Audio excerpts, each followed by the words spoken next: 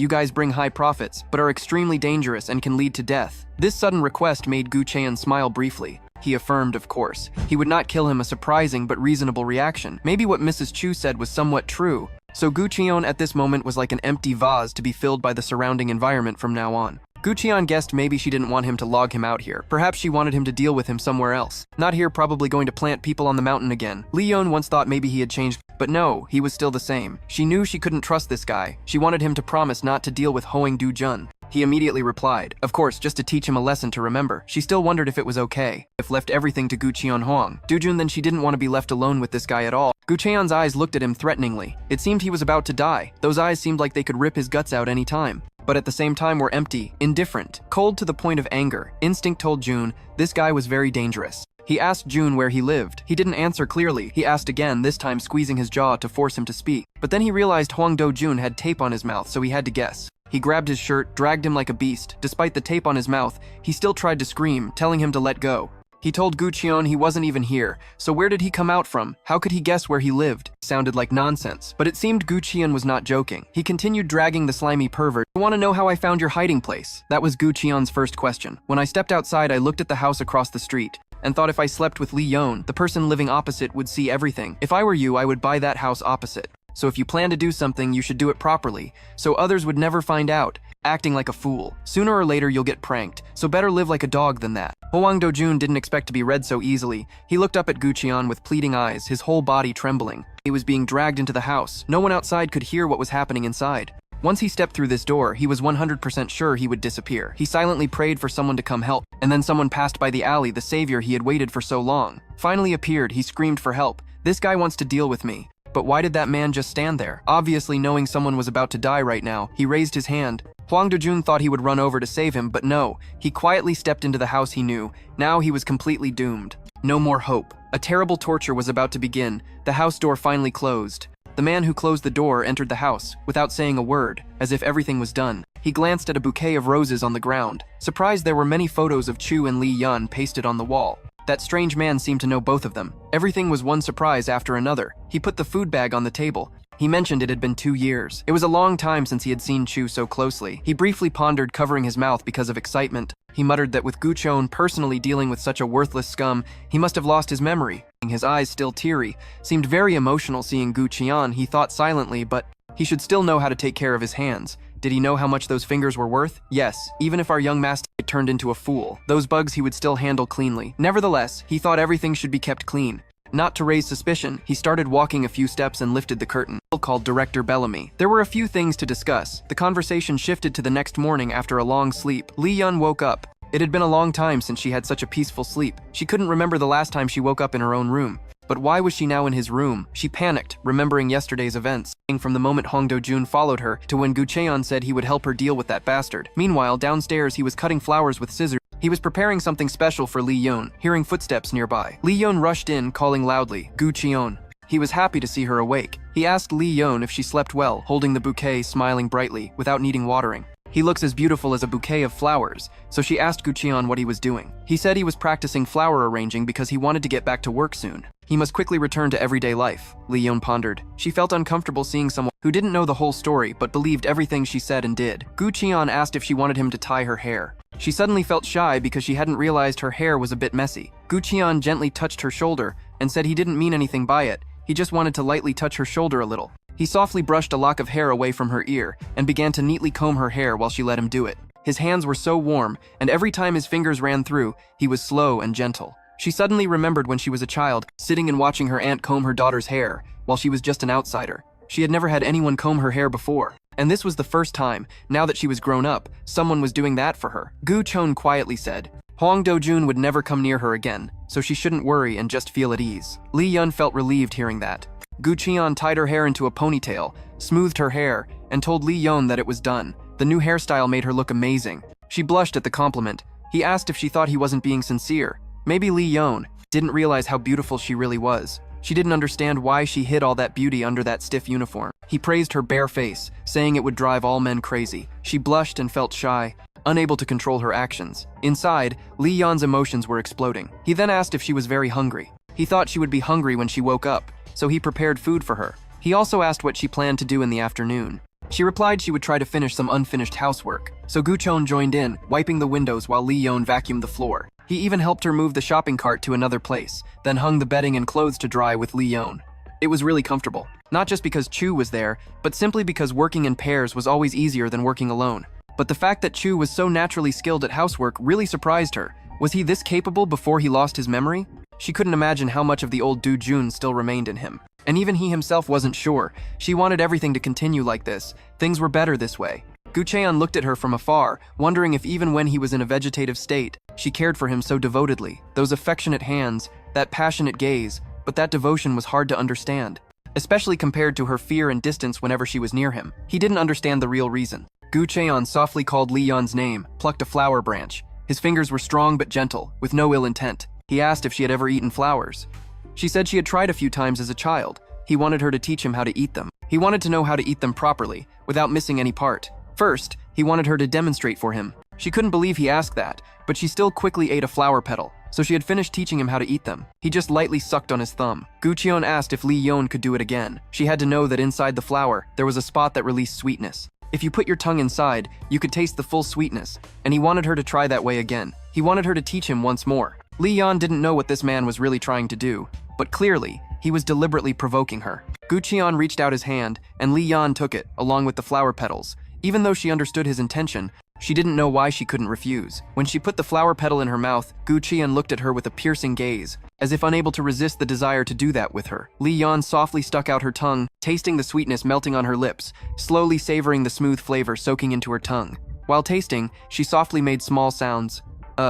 That made Gucheon feel quite intrigued, but he couldn't suppress the mixed feelings in between gentleness and something harder to describe. Seeing her enjoy the sweet flavor and noticing his gaze, she blushed and quickly said, "I don't usually do this." Clearly, he was teasing her, which made Gucheon curious and unable to hold back, asking, "Then how do you usually do it?" Lee Yeon found it funny and a bit embarrassed, explaining that she usually just lightly bit the tip, so the flavor would burst out at once. Gucheon nodded, remembering the explanation. "So you like to bite the tip of the candy?"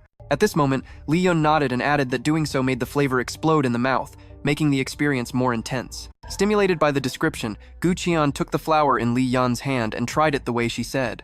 Just to be sure he was teasing, Lee Yeon followed him with her eyes, not taking her gaze off for a second as she clung to every movement on Gucheon's lips. As he slowly enjoyed the flower, savoring the flavor between them, the atmosphere began to change. The tension gradually rose, and even they hadn't realized it yet. From there, Gucheon noticed a bit of flour left at the corner of Lee Yeon's lips. Catching that look, she began to doubt, thinking he was just playing with her, though deep down she knew better. Even though she knew exactly what was happening, something inside her prevented her from reacting before she could handle the situation. Gucheon quietly admitted that he liked eating flowers by slowly peeling each petal before Lee Yeon could respond. The scene had changed. Gucheon pulled her inside the house without warning, wrapping his arms around her waist gently yet firmly. Pulling her close in an instant, before she could react, their lips met in a passionate kiss. Full of passion, the atmosphere between them became tense. Gucheon's tongue lightly touched Lee Yeon, making her breath start to falter. Her mind gradually blurred. She didn't understand when the moment had escalated to this level. Gucheon tightened his grip, pulling her even closer. The kiss grew more burning. Her body trembled from the unexpected touch amid the dizziness. A forgotten memory suddenly resurfaced. The image of her mother and uncle, their faces crossed out in a photo. The feeling of danger immediately flared up, pulling her back to reality. That terrifying memory forced her to regain some composure. She couldn't let this continue. Deep down, something told her all of this was wrong, that it was never meant to happen. She had to escape, but Gucheon held her tightly with a determination that made her dizzy. His hands firmly held her face, not letting her pull away. The kiss, once full of passion, now became fierce. Almost desperate, he looked like a beast. His fierce instincts rose again, probably trying to put her back to sleep. But at this moment, Lee Yeon started punching Gucheon's back in an effort to break free. But he still wouldn't let go. Gucheon took off his shoes, and in that action, Lee Yeon's slippers also slipped off. Neither of them noticed they were moving closer to the room until Lee Yeon tripped over an armchair, and in a flash, both fell onto the chair. But their lips still didn't part. Lee Yeon shut her eyes tightly, not daring to look directly at Gucheon. Her breath was rapid and short. It was as if the air was gradually being sucked out of her chest. Her head spun with chaotic thoughts, but her body remained motionless, refusing to obey. Gucheon's tongue went deeper, touching every small corner, flooding her with uncontrollable pleasure. When he finally let go for her to breathe, Lee Yeon felt like she almost fainted, a jolt running down her spine. Gucheon's low voice and warm breath whispered close to her ear. If he said he wanted a private moment right now, how would his wife respond? That question made her freeze, her mind slow and unable to process. Since when had Korean become a language that left her speechless in Gu Cheon's eyes? It seemed he only cared about one thing, planting a small seed in the deepest place in her belly, and Lee Yeon immediately felt her body react. The danger of the situation was clear, but her reason wavered between retreating or giving in. Trembling, she softly asked, "Haven't we lived happily without needing anything else?" Gu Cheon smiled confidently. "That was before. Do you still see me as I was before?" Lee Yeon felt her cheeks flush. This shouldn't be happening. Yet Gu Cheon looked at her intensely and said, "From now on, I promise to be obedient and follow your words." Lee Yeon knew this was the moment to react, to refuse before things went too far. If she told him to stop, he would stop. But if not, what would happen? Her will had always been strong. Why did she now feel so powerless? Gu Cheon held both her hands tightly, not letting go. A strange numbness ran through her body. And the alarm bell rang in her head. If she gave in, she would lose complete control. But before she could think more, Gu Cheon locked eyes with her and whispered, "Forget the past, enjoy the present." Gu Cheon still watched her. Lee Yoon couldn't take her eyes off him either, but at that moment, she was stunned. Realizing her upper body was exposed before Gu Cheon's gaze, she thought, "Am I crazy?" She told herself to wake up. She can only survive in front of a tiger like Gu Cheon if she keeps her wits about her. She was a bit flustered to say that to him. It was difficult. He suddenly stopped. Difficult? Why? If Gu Cheon knew the truth, maybe he wouldn't want to have anything to do with her anymore. His eyes glanced downward. Gu Cheon softly replied, "I don't think so." At that time, Lee Yeon called me an idiot. Not knowing anything about that, he asked again what she meant by that. She said it was because of the log. Lee Yeon asked if he had ever heard of it. "You are that famous log," she said, "because their bodies are incompatible." That would be painful. She was born a log, so throughout the process, she just lay still, isolated from beginning to end. She asked Gu Cheon if he wasn't tired of always hearing her say that. Gu Cheon smiled. "It sounds really interesting." She asked if he was really serious. Gu Cheon replied, "No, I'm just curious." "How long can you avoid this?" Finally, he skillfully shocked her by pulling her up to sit. "From now on, I want you to be more honest with me. And I also want to know if they really got married for love." That question made her extremely tense. It was as if he was doubting the relationship between the two. He smiled and gently pulled down her shirt. He said that Lee Yeon should rest. He would go outside to finish cleaning the yard, but before leaving, he reminded her that next time he would ask the same questions as today, so she should prepare the most appropriate answers for herself. Gu Cheon stepped out the door and closed it. She was stunned, speechless. A sigh escaped, tired and restless. Just now, she was lucky to escape. Thinking back, she never imagined she could become so deeply attached to an AI. She also couldn't imagine that would happen in her life. She thought those feelings didn't really exist. She closed her legs and pulled the blanket over herself. She didn't know what to do anymore. The truth was, many people were hurt so much that they were willing to be alone and didn't need an AI beside them. They didn't believe love was real. At night, Lee Yeon lay in bed telling herself to forget it because now she would have to sleep together under one blanket with Cheol. It was truly a kind of torture, having to lie next to the man who wanted to devour her just a few hours ago. But with Gu Cheon, it seemed like nothing had happened at all. During the day, he rushed at her like he wanted to swallow her whole, yet now he seemed like a different person. Are all men like that, or is she just overthinking? Gu Cheon noticed Lee Yeon's gaze and immediately looked up from his book, staring at her. She suddenly realized he was watching her. Gu Cheon quickly closed the book and asked if she wanted him to stop reading. She didn't understand why he asked that. Wasn't it his attention? Gu Cheon softly said, "A normal man would do something else when his wife looks at him like that." That sentence made her blush. She quickly replied it wasn't because she couldn't sleep, but because she had already slept before. Gu Cheon shyly understood the meaning. Then he pressed her to tell the story from before. Lee Yeon was embarrassed, not knowing how to answer. Should she say he was planting people on the mountain? Then he casually strangled her while she attacked him with a chainsaw. Ha ha. He wanted to hear about the first time they met. Lee Yeon originally had unhappy memories about that occasion and tried to erase them. She said they met on the mountain. On the mountain? Lee Yeon nodded. "Yes, I was walking on the mountain when I suddenly dropped something. He ran over to help me pick it up." It sounded familiar, like a classic script. Lee Yeon replied with a forced smile. "Yeah, it's very traditional." Gu Cheon asked if she dropped a handkerchief. "No, actually, I dropped a chainsaw, mister." But of course, she didn't say that. She made it up, just saying it was a small comb. From then on, they started meeting. He asked if that was the starting point for both of them. She closed with a "yes, you could say that." That made him a bit thoughtful. She asked what he was thinking. He just replied, "Nothing. It's just that I was very happy that day going up the mountain." But Lee Yeon regretted going up the mountain that day 1,000 times. Still, she never said it out loud.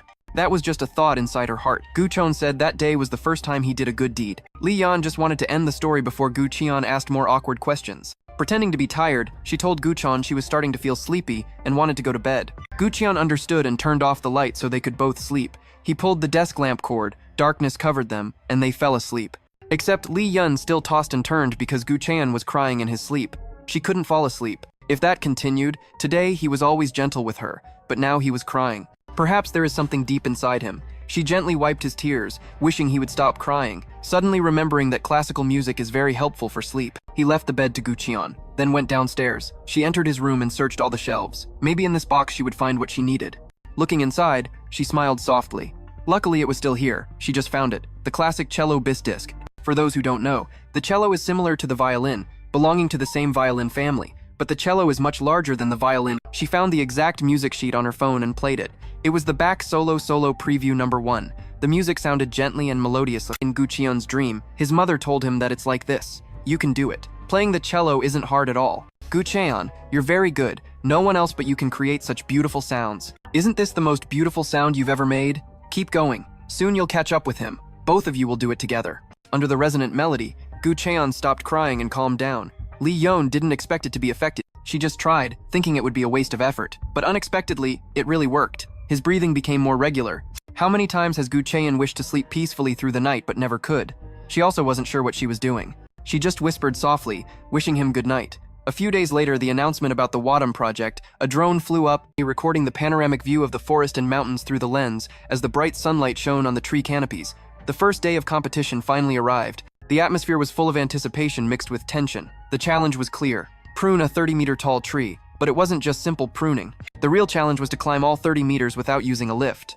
The first opponent was the Green Tree Hospital, a small facility, but with a reputation backed by the director's extensive experience. Though modest, no one dared to underestimate this hospital. But for Lee Yeon, losing was not an option. She couldn't collapse before facing the Green Tree Hospital. Her real target. Lee Yeon tightened her safety harness, her eyes determined.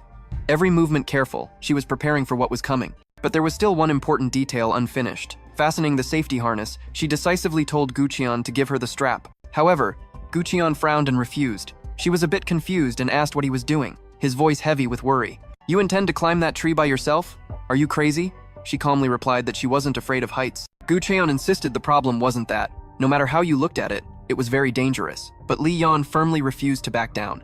That's why she had prepared safety measures. Now she wanted him to give her the strap, urging him to hurry, but he continued to resist. He was in a rebellious phase and wouldn't hand the strap to Lee Yeon. The host announced the start of the first round for Green Tree Hospital. She pointed to the man beginning to climb the tree, signaling Chu to pay attention and watch closely. Even the elderly director of Green Tree Hospital still climbed the 30-meter tree without any problem. She began to explain that the profession of planting and caring for trees doesn't just require normal physical strength. Climbing is a daily routine in this job. This tree was just a bit taller than usual. Any landscape specialist should be able to climb it, but the director of Green Tree Hospital had to stop halfway, unable to continue climbing. The branches were heavily bent and covered with slippery moss, making climbing higher impossible. Mrs. Chu gently touched Lee Yeon's shoulder, advising that it was best to give up. Even if they didn't earn money, at least they would avoid risking their lives. This was a one-life game, girl. It was best to retreat before an accident happened. But Lee Yeon said that meant immediate disqualification. Moreover, that tree had some serious abnormal branches. If left like that, they would affect the surrounding trees. She wanted to handle it as quickly as possible, so she urged Gucheon again to give her the strap, but he kept brushing her hand away, refusing. Gucheon said he would only give it if she went home with him right now. She angrily asked if he was joking at this moment. Gucheon replied that he wished it were a joke, but it wasn't. He was really afraid she would be in danger. She was stunned for a moment, then answered that yes, she was scared too. But the sense of responsibility was greater than that fear. This was a competitive bidding contest, and she had voluntarily participated with all enthusiasm. So she asked Gucheon not to obstruct her and to give her the strap. At that moment, Gucheon raised his hand as high as possible for Lee Yeon. Unable to reach the rope, she was very tired. She almost whispered, Gucheon, are you challenging me? He was speechless at Lee Yeon's question. Even she herself was momentarily shocked. Gradually regaining consciousness, she didn't understand why she said those words. Maybe she had unconsciously gotten used to an obedient Gucheon, always listening to her. Gucheon finally answered the question. No, he tied the rope around her waist. He told Lee Yeon, how could that be? He had no right to challenge her. Could it be that Lee Yeon didn't think at all about the husband waiting downstairs? No, he didn't intend to obstruct, but only wanted to protect her. He wasn't joking, but just hoped she would make him feel secure. He tightened the rope, so Gucheon was only worried about her. This somehow touched Lee Yeon's heart, like a drop of water gently stirring something inside her. The host reminded that if ready, the evaluation part would begin. Lee Yeon suddenly woke up and replied that she was ready. Mrs. Chu handed her the chainsaw and told her to be careful. She assured her not to worry. Lee Yeon didn't remember clearly, but this chainsaw once had Cheol's blood on it, yet now he was the one worrying about her. How ironic. While Cheol was lost in illusion, ridiculous. And she herself had been deceived enough. In the end, what did he want? Did he want her to willingly surrender to that illusion? Definitely not. Lee Yon began climbing the tree, gripping the rope tightly. She had climbed over 20 meters. Everyone was amazed at that height. Even the hospital director of Green Tree was impressed. Maybe this time she would be the one to succeed. This showed that after 32 years of living, for the first time she discovered something. She was not afraid of heights, just because she had never climbed this high before, so she didn't know the audience below was cheering. The biggest problem was when she realized her body no longer obeyed her will. But despite the situation, having climbed this far, she was determined to save this tree. Just a little more effort and she would handle it herself. She had to be very careful. She placed a foot on a moss-covered branch, but slipped a step, lost control, and fell. Mrs. Chu was horrified, screamed her name when she saw Lee Yon about to fall. She knew she couldn't react in time.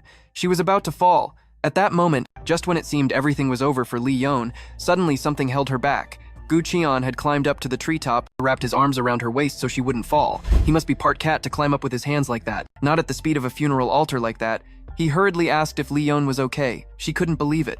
Gu Qian climbed all the way up just to help her. He grabbed a branch tightly and placed Lee Yon sitting on his lap, now with one hand holding the tree, hanging suspended in the air, and having someone sit on his lap, and he wanted to know if she was injured anywhere. Lee Yon, both panicked and angry, sharply asked if Gu Qian was crazy. How could he think of climbing here without any protective gear? She had the rope tied tightly to the tree trunk, so even if she fell, she might not die. But Gu Qian was different. Climbing with bare hands, one slip would be fatal. Why did he have to be so reckless? Gu Qian just smiled, telling Lee Yon that she must already know who would know why. Clearly he did it just because she was his wife, the most important person to him. Lee Yon's face flushed red.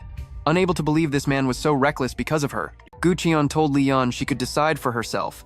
If she wanted, he would take her down immediately. But if she wanted to go to the end of this contest, he would support her. Lee Yon firmly replied that she would see it through. She had never given up halfway. Gu Qian knew her character well and nodded. All right then. He told Lee Yon to climb on his back. He would cut the dry branches himself, and she just had to guide him. At this moment, Lee Yoon immediately refused Gu Qian's plan. He didn't even have a safety rope. She told him to stay below. Doing so would only put him in danger. Gu Qian firmly replied that it would be fine. Even if he fell, Lee Yon would still be safe. Lee Yon angrily punched both his chest, her voice trembling, breaking into pleas. Don't. Never say that again. She wanted him to promise her.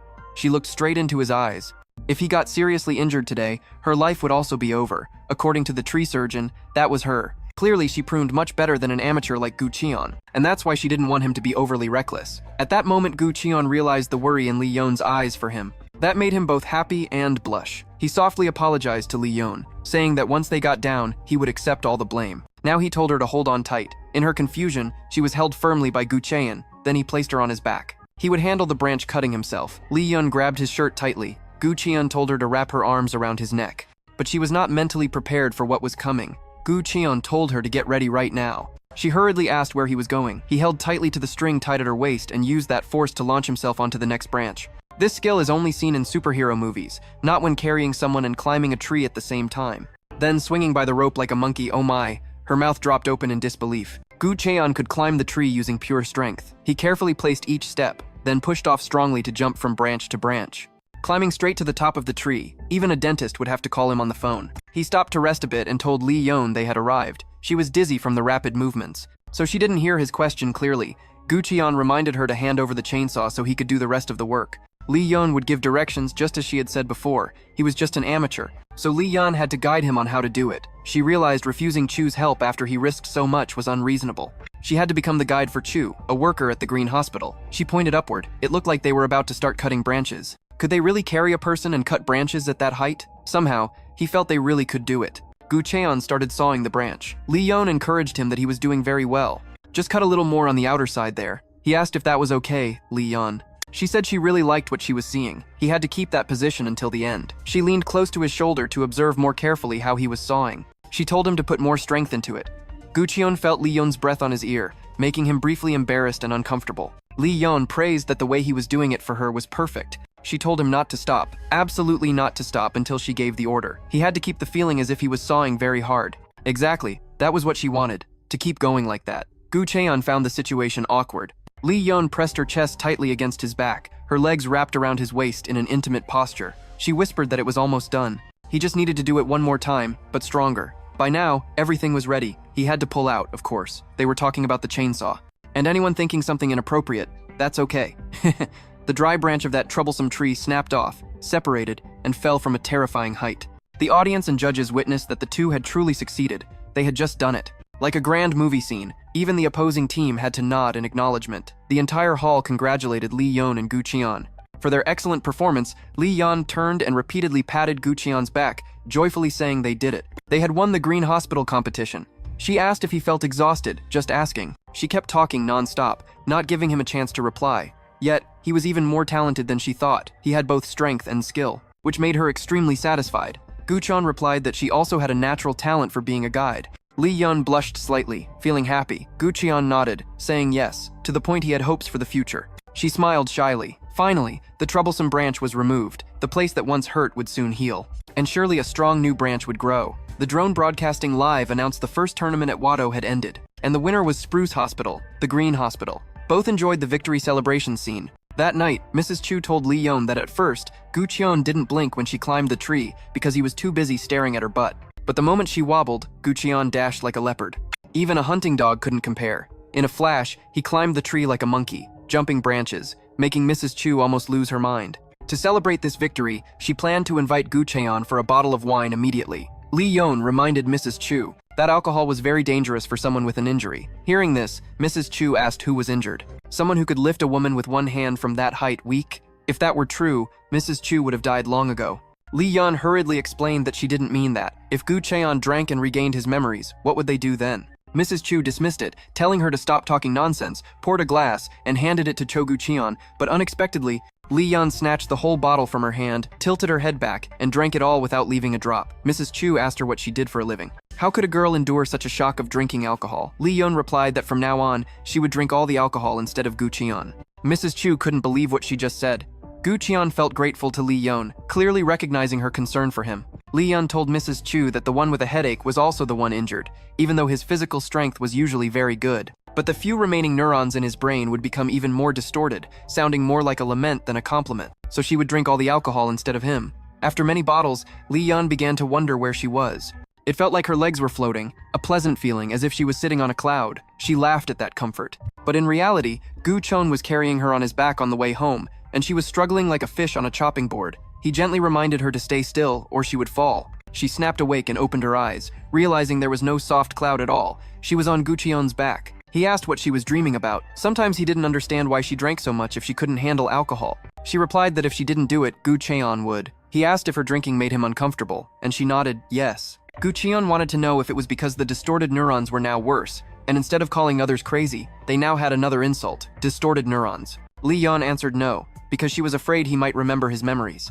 Hearing that, Gu Cheon looked at her and thought of the scar on Lee Yeon's back. Maybe he had hurt her before. He asked if she didn't want him to regain his memories. She said yes. He knew she was drunk, and drunk people always tell the truth. He kept asking if she was afraid of him. She confirmed yes. He asked if he had hurt her before, and she nodded. Did he do it often?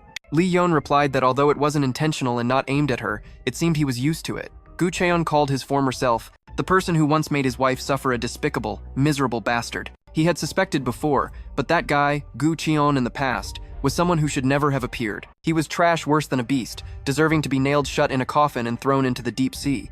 The worst thing was, he abandoned all the painful memories for Lee Yeon to bear, and then left a bastard undeserving of forgiveness. Gu Cheon told Lee Yeon that when he fell down the mountain, she surely didn't leave him lying there. So why did she pick him up? He continued asking why someone as beautiful, young, talented, and wonderful as her could care about someone like him. Lee Yeon replied it was because of the official bond they had. That was also an unbreakable responsibility. People always say to be very careful when signing a contract. Even though she regretted it and suffered a lot, if she could turn back time, she would still sign that contract. Hearing those words, Gu Cheon's heart pounded like the waves of the sea, symbolizing this feeling that was completely drowning him, as if all the tenderness she gave was embracing him. Gu Cheon was someone who once climbed a 30-meter tree with bare hands to save her. She was someone who never gave up, even in the most desperate situations. That's why she couldn't abandon someone like Gu Cheon when she was bearing responsibility. Gu Cheon, after thinking and finding the answer, continued to move forward, he thought. If she intended to be bound forever by the marriage promise, this could be a second chance to mend the marriage.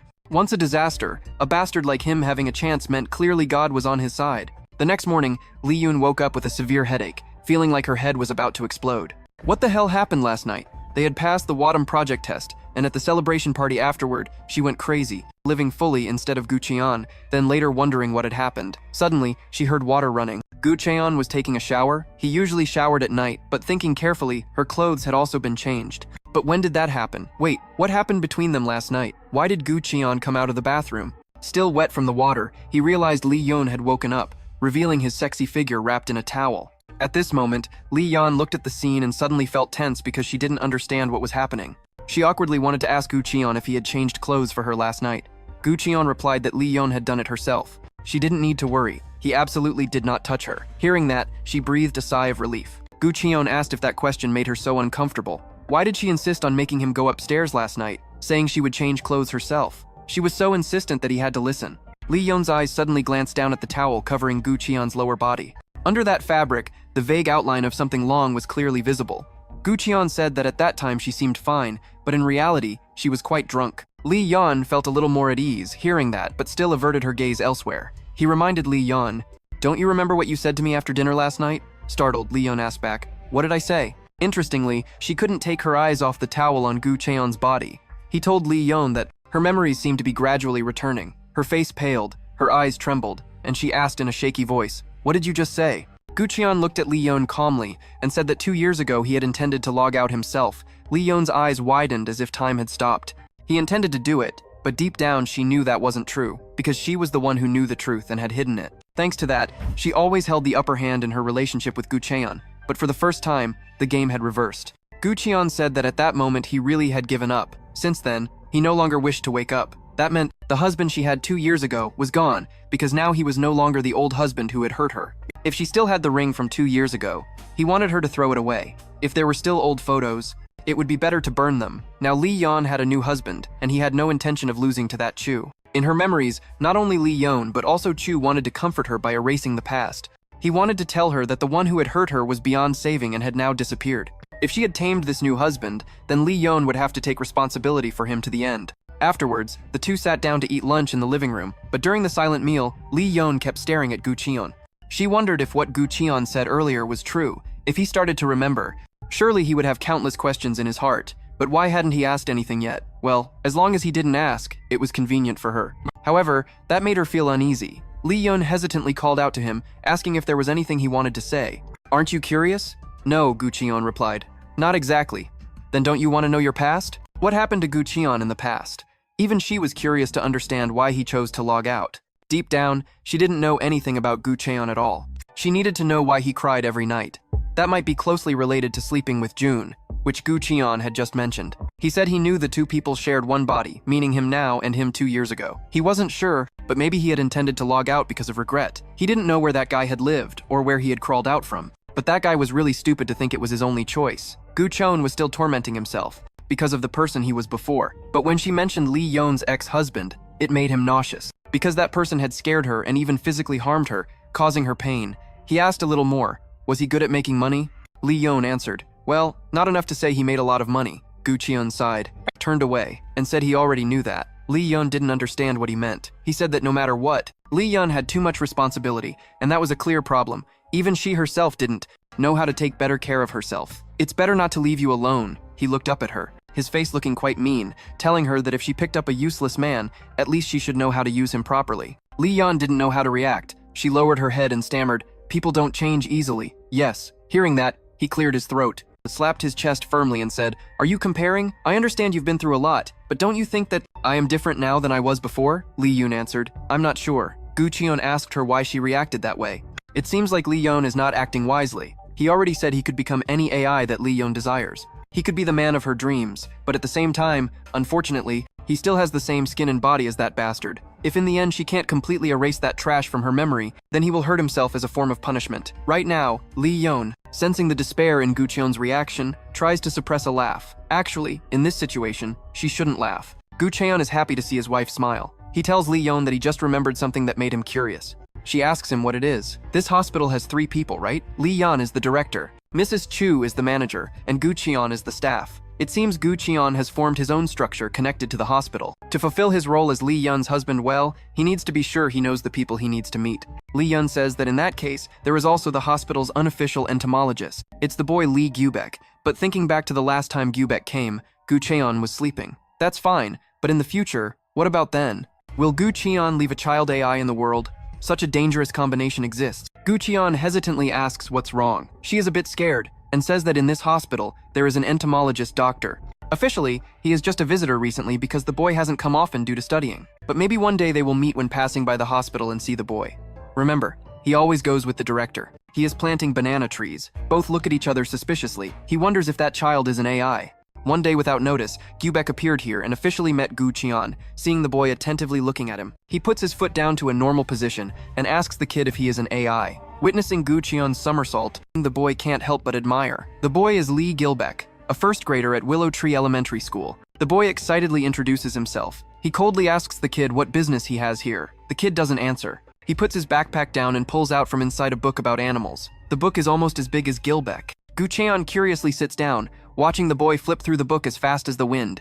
Gilbeck now reaches the research page about lemurs. Ring-tailed lemurs secrete scents to attract mates. They express affection through scent and pursue mates. The boy turns to Gu Qian, who seems not to understand what the boy is saying. He asks back, "Lemur what?" The boy covers his nose and points at a mouse. The male has a scent similar to lemur sweat. He doesn't understand what the boy says, but joins the conversation. Saying he is the same age as the director, the boy eagerly comments that this is not good. If so, the scent will be ruined. The pheromone quality of young lemurs is stronger and lasts longer than older lemurs. Besides being silent, what else can Lee say? How can he argue with a young entomologist? Gu Qian slaps his forehead hard, shouting, "Then it's a big problem with this male." He looks closely at the boy and smiles, finding the kid really funny. Suddenly, Gilbeck shifts the topic to how much director Lee Zion is admired. This makes him curious and asks how much. The clever boy starts counting people one by one with his hand. Sometimes a carpenter from the wood workshop comes here, and this uncle supplies seedlings, and that uncle is a reporter from the Environment Ministry. They all give off similar scents. Lee Qian thinks for a moment and then points at him, decisively saying, "Too many males, so you have to try harder." From the house, Lee Yun calls out, "Gu Bik," interrupting the meaningless conversation between the two men. The boy happily runs to her. The director is surprised and asks since when the boy has been here. Hearing Gu Bik, she scolds him, saying he should have called her first, then quickly asks if there is any problem, kid. Gu Qian takes the file and says the boy just taught him a few things, making her panic. She awkwardly introduces Gilbeck as the hospital's unofficial entomologist. "They have mentioned him, kid." After a while, they go to the hospital. Lee Yun starts explaining the boy's personality and how he calls him. He, like all other men, is a male. She says that when he cares about something, even if he has to risk his life, he will do it his way. Gu Cheon coldly responded, listening just like him, his eyes fixed on her, making Lee Yun restless. She tried to explain that he was distracting her while driving, but he kept teasing her. Then he was surprised when she threatened that she might crash into AI. Only then did he finally listen and turn his face away. Without warning, he suddenly threw out a sentence that he needed to see her ID, a statement that stunned her. She almost rushed through the intersection, running a red light. The sudden brake made her chest hit the steering wheel hard despite wearing a seatbelt. It was her husband's outstretched arm that held her back. Lee Yan tried to say she was okay, but his hand placed right on her chest made her embarrassed. She intended to pull away, but the more she tried, the tighter she pressed against the steering wheel. For a moment, she still hadn't understood what had just happened. He anxiously asked repeatedly if she was hurt. Lee Yon awkwardly waved her hand, stammering that she was fine. She was confused because the distance between them suddenly became breathlessly close. Gu Cheon moved closer and closer. Both could hear each other's breath, and when their lips were almost touching, at that moment, the blaring car horn interrupted the action. Immediately, he stepped back and pulled her away from that chaotic emotion. Lee Yon could only sigh. Ignoring the previous moment, she continued driving. She smiled faintly and asked why he needed ID. Finally, Gu Cheon tightened the steering wheel. He replied that he wanted to find a real job. She reminded him that he was currently growing flowers for their hospital, but he dismissed it, saying that job didn't earn any money. He wanted to use his own strength and promised to work hard, but AI also understood that under no circumstances should he. Gu Cheon go out into the outside world alone. Lee Yan tried to lie. She said his ID hadn't been touched for a long time, not sure if it was at home. Gu Cheon just smirked when he heard her promise to help find it. But that also meant she might not be able to control his memories as she wished. She thought that reason alone was enough not to search for it. When they arrived at the hospital, he was scanned again. The doctor confirmed that her presence or absence really affected Gu Cheon's sleep. He believed the patient must have experienced a big shock linked to her during the incident. Not only that, the doctor also suggested the possibility that the patient had been hypnotized in a vegetative state. She didn't understand what he was implying. The doctor pondered, recalling the patient's first words that day. Gu Cheon had said something about someone telling him not to wake up. Just hearing that hypothesis made her freeze completely, stunned. The doctor added that actually, deep in the subconscious, what had been heard over the past 2 years was deeply imprinted. Lee Yan immediately recalled the days she begged him with those same words, folding her hands repeatedly in prayer. Every day she pleaded for only one thing: please don't wake up. But for 2 years, there was no more desperate plea. More hopelessly, she couldn't believe that was now becoming reality. She looked up when the doctor said there was one more thing he hadn't said. The doctor talked about symptoms like hyperactivity, increased desire, unusual behavior caused by Klein-Levin syndrome. She was almost speechless when the doctor asked if the patient had ever shown those signs. At that moment, Lee Yeon was silent for a while. Then she muttered that the doctor had told her about that and she couldn't forget. The doctor was embarrassed, thinking nothing had happened because she hadn't reported back, but the truth was completely the opposite. All those symptoms occurred continuously: aggressive behavior, excessive desire, behavioral disorders, and there was always an indescribable fear creeping into her heart while the doctor kept talking about the prescription. The doctor said Gu Cheon's recovery depended on her, but how long it would take, no one could predict. He looked at her and said she would need extraordinary willpower, yet after a glance at the patient, he added that he felt more pity for him. She stared at Gu Cheon without blinking. She was stunned when she heard the doctor say the patient would need her for the rest of his life. Without Lee Yeon, Gu Cheon would never see the light of a new day. Dusk fell. She took a long time just to digest everything she had just heard. Gu Cheon trailed behind her. He earnestly begged her to go with him, trying to get her toolbox, but she completely ignored him. Gu Cheon looked deeply into Lee Yeon's eyes, full of worry, asking if she was mad at him. He said she looked upset. Constantly trying to avoid him, he forced a smile and asked if she intended to abandon him and leave him behind. Gu Cheon repeated in a sad tone, saying today she seemed even less lively than usual. He kept asking if she was sick, but she was afraid to tell the truth, thinking silently whether his symptoms could be an excuse for her to lessen the guilt about what happened. His foolish actions were not caused by her lies. She should have felt relieved, but instead she felt ridiculous like this. Gu Cheon noticed her face had changed, becoming clearly sad, and she began blaming herself for losing her temper. For not appreciating the luck she had, Gu Cheon caught her hand before she could hit herself again. He stood silently, pleading with her not to hurt herself, confused and unable to understand his feelings for this eccentric assassin. Lee Yeon suggested he should go home since there were too many trees here. Checking everything would take too long. He immediately understood she wanted to be alone and gradually released her hand. Respecting all her decisions, Gu Cheon offered to just follow behind, but she shook her head, saying that would make her lose focus. He said he had followed her too long and now couldn't find his way home. He blurted out that she was the only thing on his mind, but a strange sound suddenly cut him off, and he quickly looked around.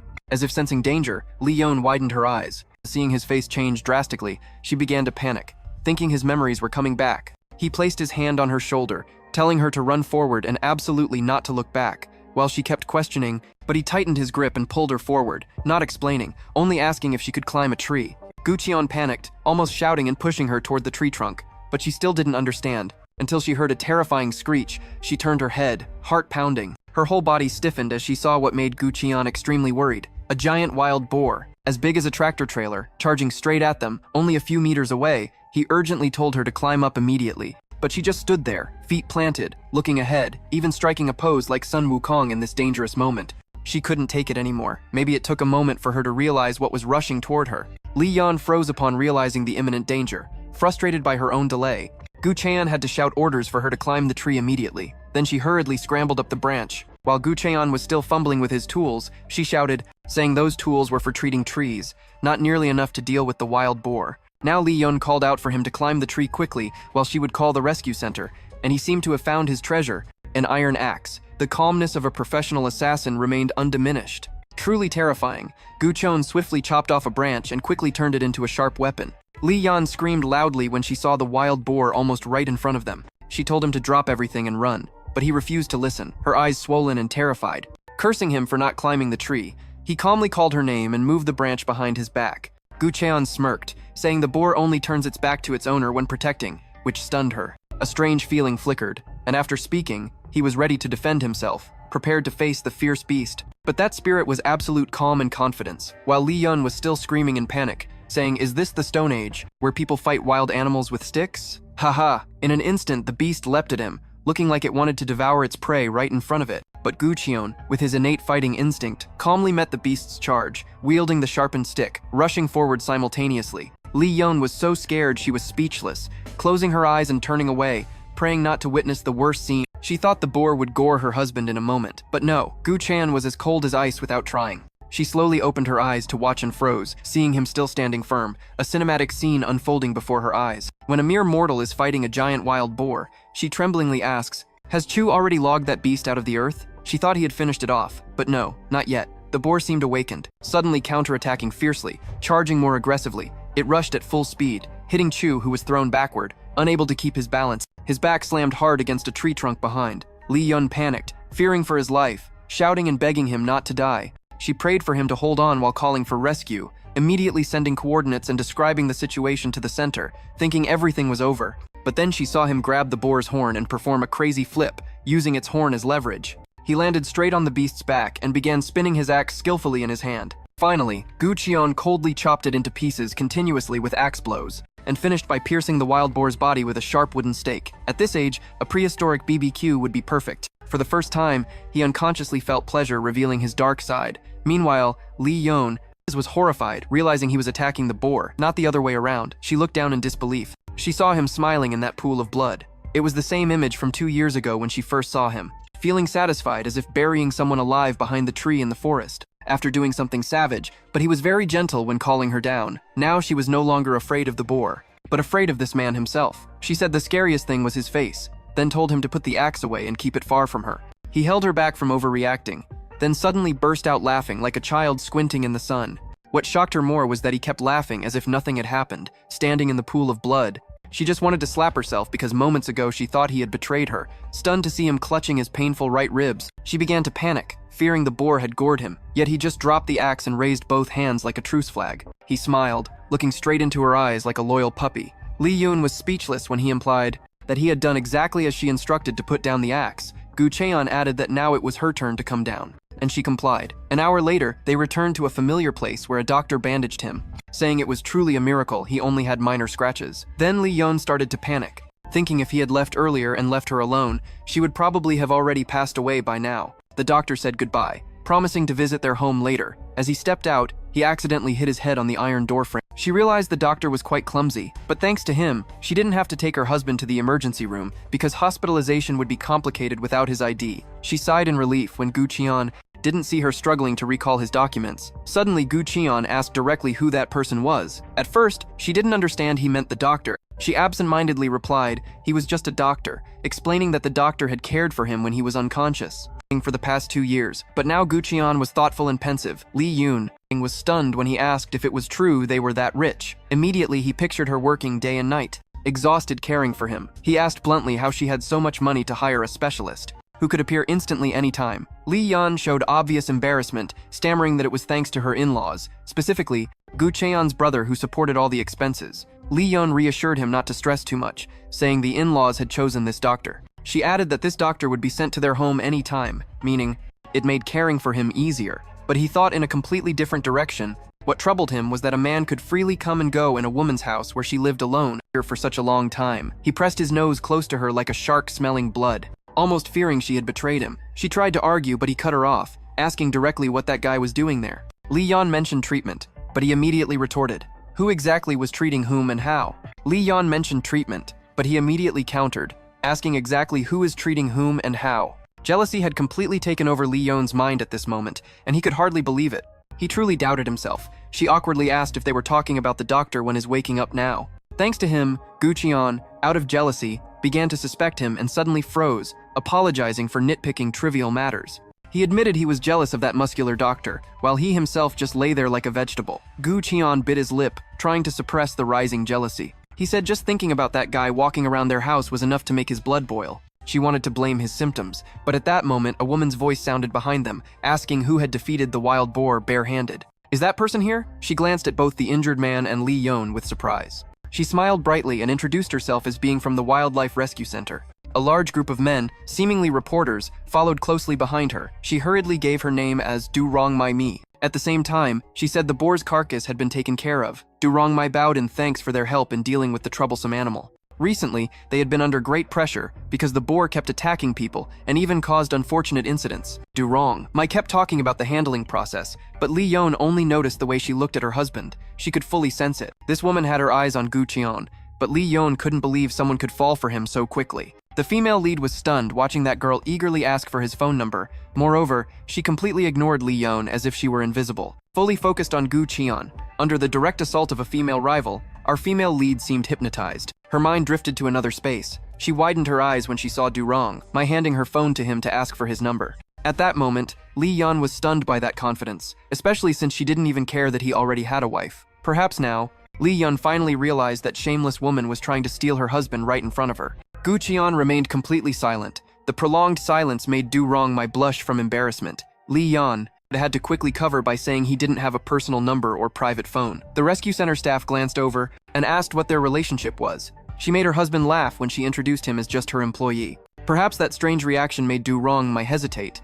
She intended to ask for a business card but ended up with only one card. From the Green Tree Hospital. Du Rongmai was surprised to learn they were from a famous hospital in the area. She smiled and asked if she could call them over. If by chance they damaged any trees, Lee Yun immediately brightened and happily agreed. Her colleagues began teasing Du Rongmai for being rejected. She hurriedly said goodbye and apologized for causing trouble. She still chirped happily as she left the room, her mouth still smiling as if never rejected. Before leaving, she even winked and told him next time at least to let her know his name. Lee Yun was amazed by that confidence. That girl showed no hesitation. Lee Yun was stunned when Gu Qian spoke up to scold her for only introducing him as her employee. He asked, "Is that the best way for you to introduce me?" She stammered, explaining, mentioning that the girl had already called each other by first names when they met. That made him laugh. He sarcastically said she was friendly to outsiders but treated her own dog like trash.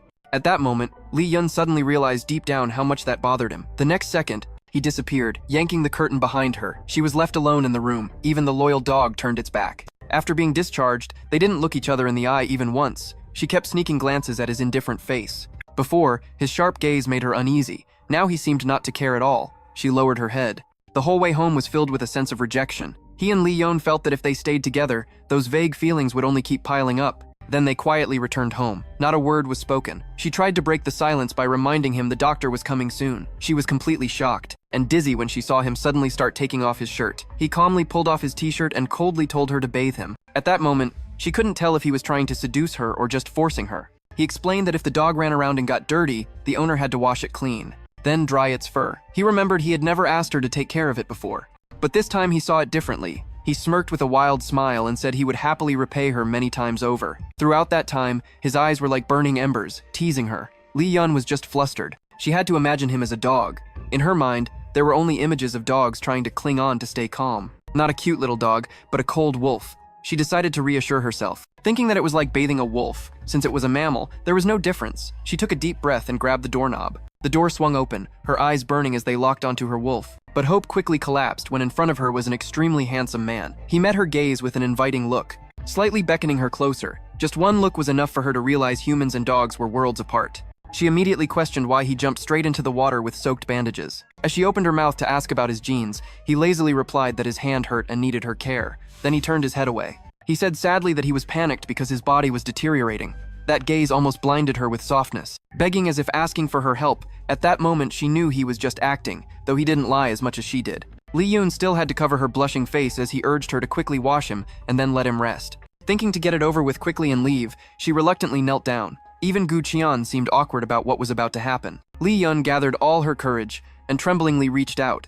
The simple task of taking off his pants to wash already made her extremely uncomfortable. She squeezed her eyes shut, fumbling to unzip his pants blindly when he casually said she was touching the wrong spot, and she froze. That light remark made her jump in shock and pull her hand back, her whole body large and stiff. Touching the wrong spot might not be accidental, Lee Yun. You might think you're an innocent little bunny, but you can't fool me. That embarrassing scene gave her goosebumps. He noticed every intense reaction she had whenever he touched her. Before she could resist, he pulled her into the bathtub. The moment she realized she was soaking wet, she felt dizzy. Her body trembled as her husband smiled triumphantly, his two arms tightly holding her. She glared at him, her eyes blazing with fury. She punched his chest repeatedly, bluntly saying she knew he was faking the hand pain. He didn't bother to respond, just lightly bit her cheek like a puppy, his mouth looking like it wanted to nibble her whole face. A model son-in-law. Lee Yun hadn't recovered when he provoked her again. She stepped back, rubbing her cheek and trembling like a frightened little mouse. Lee Yun was flustered as he got closer. Actually, you teased me first and treated me like a dog. He accused her of deliberately refusing to acknowledge their relationship. He said she only saw him as an employee, and even tried to set him up with some girl. He added that if she wasn't joking, then he was starting to have serious doubts. As she was about to argue, his strong hands quickly tightened around her waist. Lee Yun panicked as he suddenly stood up. His tall shadow enveloped her. Water from the bathtub spilled onto the floor as he bent down. His hoarse voice asked if she had always thought that way in her heart. Gu Qian questioned if she was trying to push him away for someone else, unable to leave him. Just because he had to bear responsibility, his voice carried hurt as he said she always tried to push him away. She tried to deny it, but he brought up the matter again. He said he would do anything she wanted and declared this would be the last time he asked. He snapped like a child. Really? You want me to sleep with someone else? The twisted words left her speechless. She couldn't believe he was twisting. Things like that, even fabricating words she never thought of. He kept nagging about feeling not good enough, but she recalled the doctor's words. This was a symptom's consequence. When all thoughts were exaggerated, she silently bowed her head, feeling the doctor was completely right. Gu Qian took that nod as an answer and said he understood. She couldn't catch what he was saying. Everything happening was Gu Qian's own fabrication. He placed his hand on her cheek and said before making a deal with him, she had to try the product first. Then his finger brushed her lips as he leaned in, ready to drop another bomb. Gu Qian parted his lips provocatively and whispered that she had to try it first. Then when selling it, she could guide others on how to use it. Sorry, Jian. Aware that touching each other could be very dangerous. Last time when they were close, she had completely lost her mind. Everything will be swept away by the emotions in his eyes, igniting a flame. She was still stunned when he suddenly pressed his lips against hers, her lips tightly gripping his waist. It was so sudden that water splashed all over the bathroom floor as she was pulled back into a wave of desire when his tongue slipped through the gap of her lips, knowing this was happening again, but still unable to resist. Gu Qian was once again swallowed by the desire to possess, wanting to express everything to her. He frantically kissed those soft lips like an addict. She tried to breathe while he immediately spread kisses across her face. Suddenly, Li Yun felt the water, which was originally cold, now burning hot on her skin. His hands began to wander along her chest. While she still couldn't understand why she was so drawn to him, she thought she would push him away to make him snap out of it. But then she found no reason to do so anymore. She was completely enchanted by him, a wave of embarrassment washing over her as he started to strip off her shirt and bra, freeing her bun in one swift motion. She couldn't imagine how long he had nurtured this fiery scene in his mind. Just seeing her own body was enough to pull her back to reality, but he didn't stop at all. Her face blushed even more as he began to caress that full, taut skin. She tried to call him back, but his eyes revealed all his desires for her body. Trembling as she felt him passionately kissing that place, she could only watch him persistently bring her sensations she had never known. She told herself she didn't need these feelings, but her body betrayed her. Li Yan had never even dreamed she would experience something like this. She was stunned when he looked into her with eyes so intense, as if pleading for permission. She didn't understand what he wanted. It was like he was waiting for her to open up with her heart. He was truly seducing her little by little, moving closer, closer to her lips. He gently touched his lips to hers, then pulled back, as if tempting her into a game of pure desire. He was completely dizzy when she responded to that kiss. He had never thought just one kiss could make him lose control. So much. Gu Cheon could no longer hold back, kissing her fiercely again, his hand gripping her bun tightly. At this moment, Li Yun felt her mind go blank again, as if by magic, just because of his presence. She thought about giving up everything, but then his hand wandered and slipped into the forbidden area. In that moment, as his fingers began to move, her brain exploded, completely paralyzed. She tried to push him away. As if afraid of these completely unfamiliar sensations, Li Yun looked straight into his eyes, pleading for him to explain what exactly was happening to her body. Gu Qian complied, continuing to carefully observe every reaction of hers. But even though she was intoxicated, he was the one overwhelmed by desire, suffocated by it. He grew more passionate, until her legs trembled and she could no longer stand. Li Yan felt her whole body burning in a fierce heat. She clearly understood that if they continued at this pace, they would definitely cross a line of no return. She gripped his hand tightly, trying to control every movement. She looked at him with eyes full of reproach and pain, saying he was hurting her. Those words completely contradicted her body's reaction, which surprised him. He gently kissed her ear and whispered, asking if he had gone too far, making her uncomfortable. Then he caressed her fingers and his mouth brushed past her ear. She should have resisted, but every movement of his made her reason slip further away. He paused when he heard her say the doctor had warned her. She mentioned symptoms like excessive desire that could arise from his condition. Li Yun tried to persuade him, saying all those symptoms were clearly present right now. She resisted by saying, maybe he was no longer acting on his own will. Maybe he didn't really want her. He was just sick. Yet Li Yun suddenly realized those words hurt her heart more than his. He jumped up, fiercely asking where she had heard such nonsense. Hearing that from her, he was furious as if stabbed. Unexpectedly, at this moment, Li Yun silently watched him bend down, scooping water onto his face, as if wanting to erase everything that had just happened. Suddenly, she felt the water that was once burning hot turn icy cold. Realizing that, she shyly pulled her t-shirt to cover her chest. He told her to freeze when he heard his wife say that, actually, she just wanted to believe in what he said. The doctor's words are not the absolute truth. She was just silently hoping it would come true. That sentence made her confused, not knowing if she was deceiving herself about everything. Suddenly, she forced herself to recall the first feeling when hearing the doctor's words, and for the first time, Li Yan wondered if deep down she truly wished he was that sick. He raised his hand to rub his neck, silently thinking her mind must be confused when she could only be moved by him at that moment, as if he was considering whether to cross the line she herself had set up. She was stunned, unable to believe when she saw him suddenly pull the zipper right before her eyes. With serious eyes, he looked straight at his wife and asked if he dared to play a little, what would happen? Lee Yeon hadn't had time to say a word before he lifted her up and carried her straight upstairs. She panicked and begged him to put her down, but he didn't listen, only tightened his grip. Moments later, she was thrown onto the bed, and from that violent action, she clearly understood his intention. She wanted to scream out of embarrassment, but her heart trembled before the predatory instinct revealed. In his eyes, in that fiery gaze, she recognized danger along with strange emotions tightening around her. In just a moment, all memories of his gaze that once looked at her flooded back, making her unable to leave. He bent down very slowly, his breath hot against her neck. Then his strong hand gripped her soft body. She was helpless, feeling locked tightly by all the lies she had swallowed. Leaving her mind blank, Gu Cheon looked straight into her eyes with a hoarse voice, saying to accept this crazy husband. Her face flushed, her heart wavered when he suddenly leaned in closer. Moreover, at that moment she felt exposed. When he whispered that he could read all her emotions right then, that naked truth made her dizzy, not knowing whether to avoid or face it. In the car, he admitted he was forcing himself to suppress every second. He confessed that throughout the journey, the only thing on his mind was what he wanted. To hold her tightly in his arms, pressed close beside him. That too frank confession made her choked up. Speechless, Gu Cheon gently touched her hand coldly and said it was all because of this disease. Asking for her understanding, he suddenly released her hand and stepped back. She didn't understand what was wrong with him. Sitting silently on the bed, one hand covering his face, he gritted his teeth, declaring he was about to go crazy just because of how she treated him. She was stunned, suddenly realizing he was truly ready to open his heart completely to her. What troubled him was that there were days she acted as if she never wanted to let go of him, even when he thought he had her heart. She could bluntly throw away that feeling. His voice choked as he asked what rhythm he should follow. She couldn't believe such a strong man would tremble because of a broken heart. He was brave, strong and full of courage, yet just opening his heart made him shake uncontrollably. She understood for him everything was much harsher. Especially since he had lost his memory, Lee Yeon was afraid that fragile lies would collapse. Whenever she tried to understand more, each time she imagined countless scenarios, all would vanish like smoke. Then suddenly, he asked if she was playing with him, pretending to have all those symptoms. That question froze her, not knowing how to react. She couldn't give a straightforward answer. Because she couldn't deny it nor dare to accept it, Gu Cheon reached out earnestly, asking her to keep treating him like a toy and play with him. He pulled her head close to his chest, whispering that he would play along with her. As a response, even willing to be a crazy, wild man, full of desire, as long as she was beside him. That gesture was so gentle it instantly softened her heart. She was surprised to realize that now beside him she only felt endless peace. She told herself it must be because she had been near him too long. So she had become so strange. She softly corrected him that it was called temporary amnesia syndrome.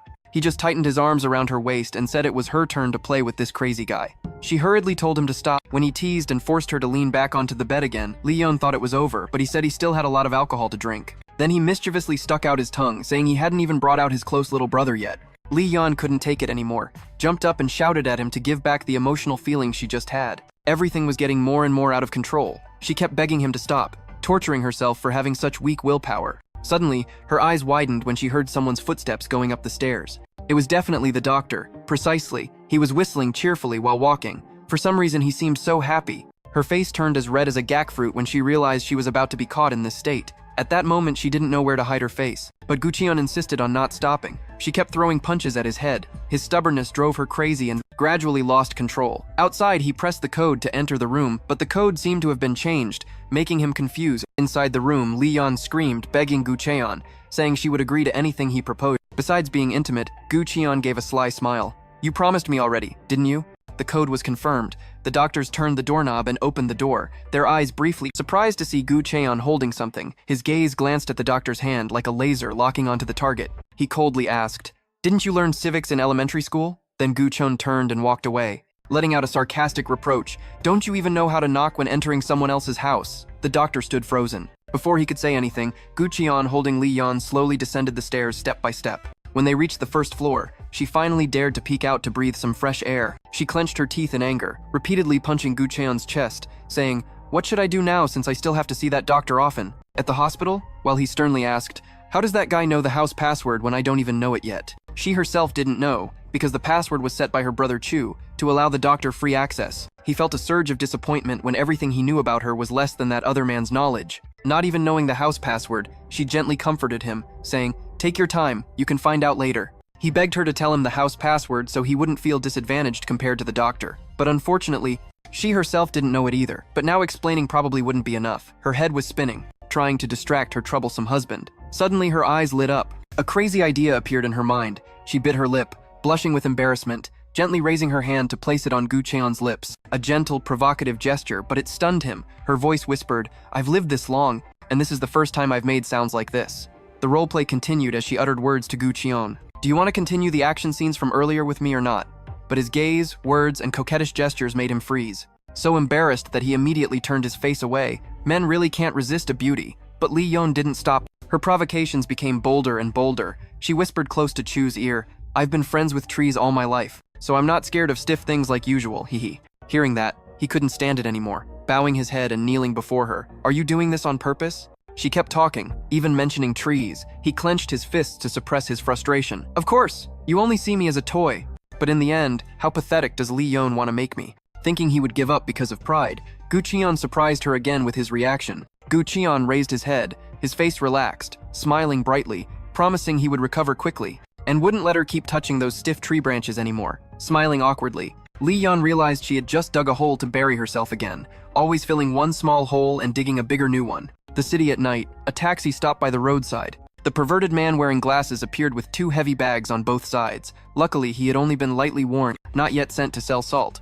Receiving orders from Professor John, he was struggling to find someone. Clearly, the professor was no ordinary person, but even he feared that person. The door to the room opened. He entered, the mysterious person already sitting there in uniform. He glanced at Hong Do-jun with a probing look. Immediately, Hong Do-jun panicked and shouted, recognizing him as the neighbor next door whom he had just pointed at before. He just uttered a reproach. That person already saw death and ignored it, and invited Ra here for some business. The mysterious person was cold, picked up the file and threw it in front of Hong Do-jun. He picked up the file, his eyes widened in fear and trembling. He wondered why Professor Joe clearly wrote, "Mr. Tron said he erased all the history and to rest assured, so why is it like this?" The mysterious person stepped forward slowly, addressing Hong Do-jun during the busy student period. Still diligently pursuing a career, the husband needed to be far away to sell but easily erased the traces. Because of that old professor. Is that possible? His hand slammed hard on Do's shoulder, trembling instead of a warning. Every word cut deep into every cell. The friend had been toyed with by our young master, so he should take that as a privilege and be content. Go home, soak your feet, and then sleep. Why take the medical exam results? The pervert's face darkened. The young master blurted out, "That mysterious person is a junior of Gun Gu Cheon's brother. He was sent to monitor every move of the young master." He gave a final warning before leaving. "This is a message from Gun Gu Cheon. Don't play useless tricks. Just live quietly." Hong Do-jun was stunned, his throat choked. Old memories flooded back. And that day, while drinking with Professor Jo Ki-ong-jan, he remembered the professor once confessed that he became a professor because he was supported by the Gun family, so the professor promised to repay that favor. Gun Gu Cheon was just mentioned. No one else but Gun Gu Cheon, the director of a famous pharmaceutical company. Scene transition. In the hand of Gun Gu, Cheon's brother was a photo of Lee Yeon. He smiled faintly, thinking this girl was very interesting, and was making everything more exciting than ever before. So that ends season 1 of the series, Flower is Bait. Throughout the time, everyone has continuously commented requesting me to release this series. I promise to do all the series everyone requests. However, because of things like this, it will be complicated and affect the channel quite a lot. So I had to consider a lot and find a suitable way to convey the content. Therefore, I decided to create a new channel called T-Man Review, a place focusing only on dark romance content, with some sensitive content but not vulgar, suitable for mature and responsible viewers. Everyone remember to follow the T-Man channel to watch more similar content to Flower is Bait. The new channel is on the community tab and homepage. Part 2 of the series will be updated there. Thank you all for accompanying and supporting.